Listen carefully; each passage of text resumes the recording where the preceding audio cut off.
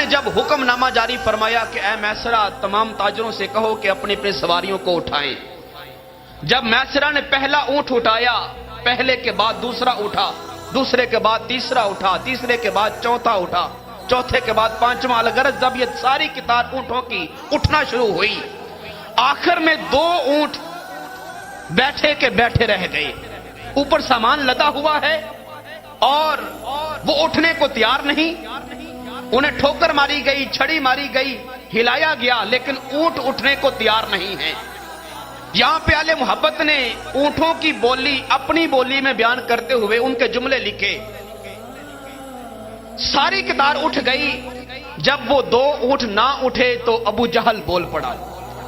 کہنے لگا میں نے کہا تھا نا کہ اس محمد کو قافلے کا امیر نہ بناؤ،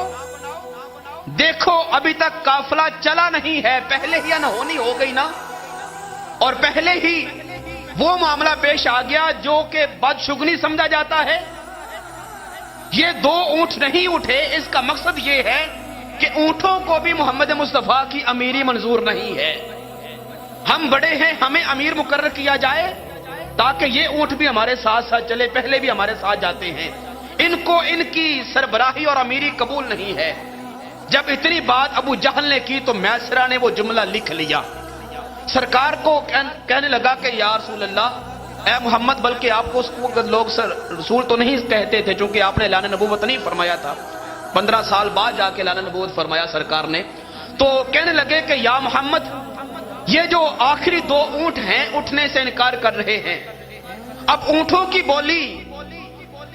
علماء نے اور اہل محبت نے اپنی اپنی بولی کے اندر کنورٹ کر کے کتابوں میں درج کی۔ ابو جہل نے کہا کہ یہ اونٹ چونکہ نہیں اٹھے، بدشگنی ہو گئی ہے، تو ان کو پہلے ذبح کرو، ان کا گوشت بناؤ، یہاں پہ انہیں کھا کے پھر ہم آگے چلیں گے۔ اور یہ ان کا رواج تھا، جب بھی کوئی اونٹ قافلے میں چلنے سے انکار کر دیتا اس کو وہیں پہ چھری چلا کے ذبح کر دیتے تھے، تو کہا کہ ان کو پہلے ذبح کرو پھر ہم ان کو کھا کے آگے چلیں گے۔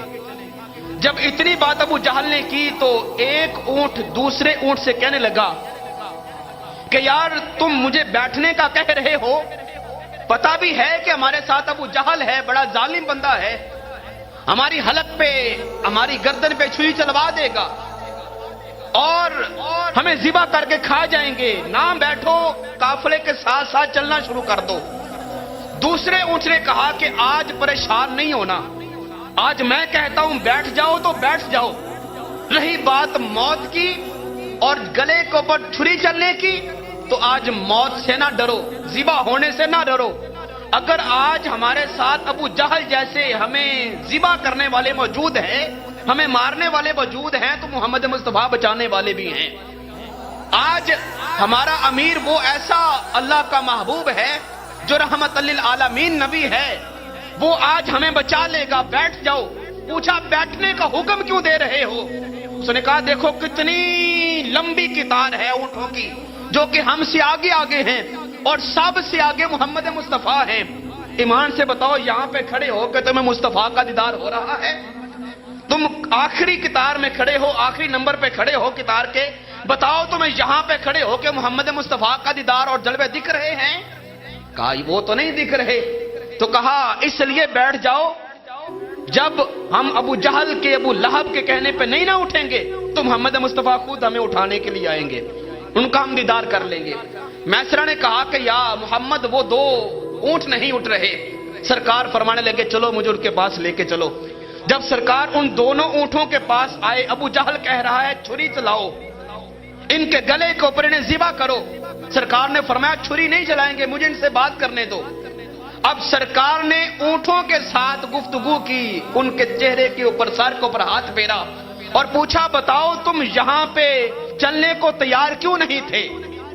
ایک اونٹ نے اپنی بولی میں کہا کہ یا محمد ہم اس لیے نہیں اٹھ رہے تھے کہ یہاں پہ کھڑے ہو کہ ہمیں آپ کے جلوے نہیں دکھ رہے تھے، ہم یہ چاہتے ہیں کہ ہمیں اپنے پاس قطار کے شروع میں رکھا جائے تاکہ ہم آپ کے جلوے بھی دیکھیں اور آپ کی پیروی کرتے کرتے پھر ملک شام بھی پہنچ جائیں۔ سرکار نے میسرہ سے فرمایا میسرہ ان کی لگام یہاں سے کھولو اور قطار کے شروع میں یہاں پہ جا کے لگا دو۔